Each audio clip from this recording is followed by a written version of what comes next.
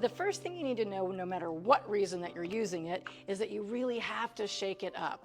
In the bottle, there are dry ingredients that tend to settle. So if you do a little shake and start to use it, you might not really get its full potential. So I think it needs to have one of those little ball bearings in there, like the paint can, so you really shake it up really well. In fact, I often turn mine upside down just to help to get some of the dry ingredients to come down and mix more thoroughly. So just taking an extra second or two to shake up your dry shampoo is really great. Dry shampoo needs to be applied to the scalp. So you literally want to take sections of your hair and just start to apply right at the scalp.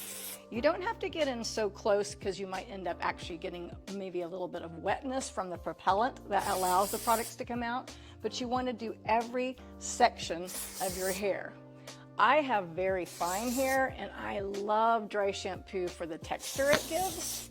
And if my color is not fresh, I tend to be a little bit oily. So it really helps to absorb oil, and I mentioned earlier, odor too. Sometimes when our scalp is a little bit sweaty, or we have natural oils, there can also be a smell.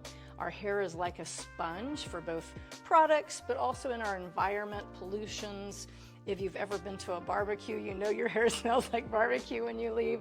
So it really helps to kind of combat all of those things. So even though you want to apply towards the scalp, you can also still apply through the length of the hair for extra texture and or odor control.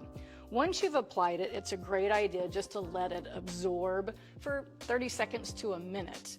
If immediately we start running our hands through it and pulling the dry shampoo out, then sometimes it doesn't have a chance to do its job.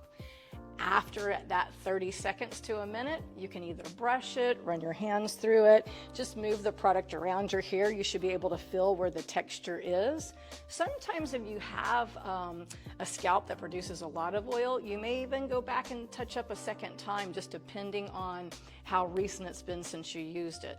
I recommend using a dry shampoo the first day you skip your shampoo versus waiting until your hair feels really dirty or really greasy, because then your product's going to have a harder time absorbing all that excess oil.